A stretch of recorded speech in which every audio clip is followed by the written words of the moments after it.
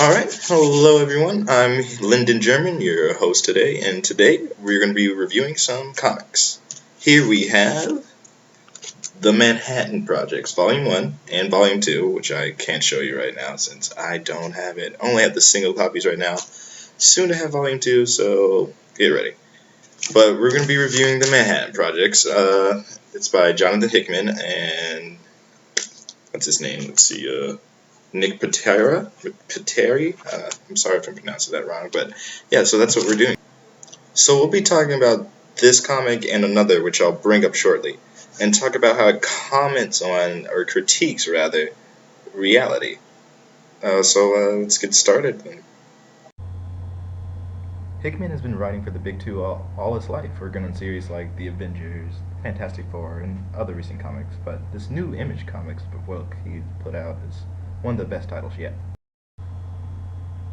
You see, the series itself is a overly fantasized fictional tale of, the Manhattan Projects, the smart guys, and the hair, and the explosions, and more explosions, and genocide, killed millions of people.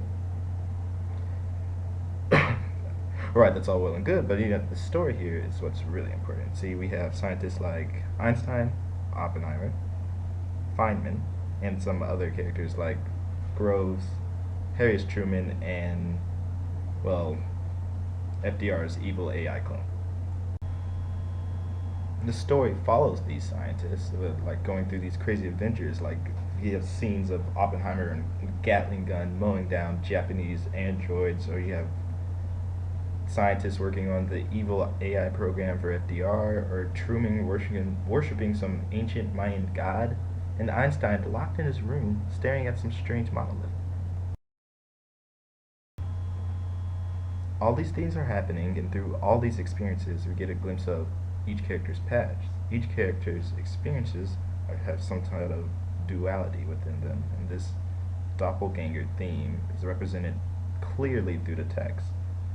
Literally in some facts, since Oppenheimer isn't actually Oppenheimer, it's Oppenheimer's evil twin clone who has eaten Oppenheimer and thinks he's now the sole Oppenheimer.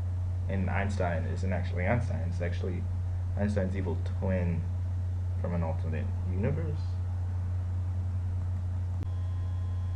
This sort of duality is represented even further with depictions of the book, the actual illustrations, in the colors of red and blue. Red being bad, blue being good.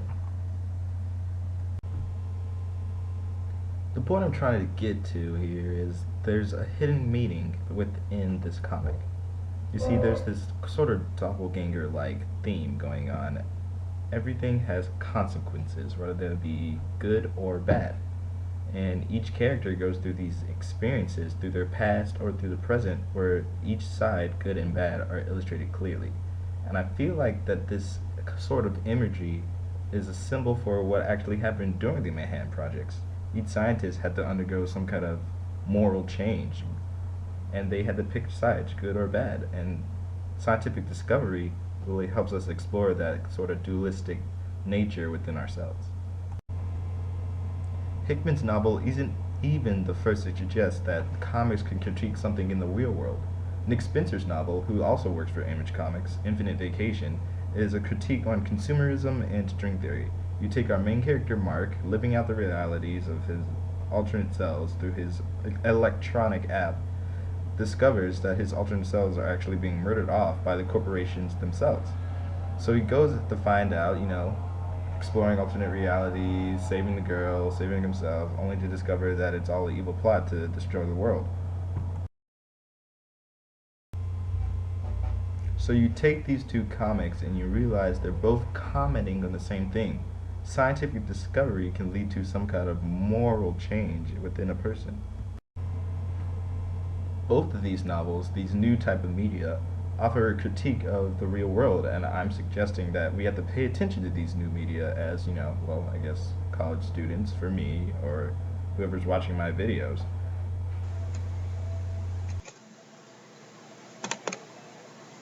Well, that's all I have, though. I suggest you pick up both the Manhattan Projects and Infinite Vacation. They're two great series. I give them 5 out of 5. Hope all of you agree with me. You can check me out here on comicvine.com and on YouTube. Just follow the link. So thanks for watching, and I hope you had a good time.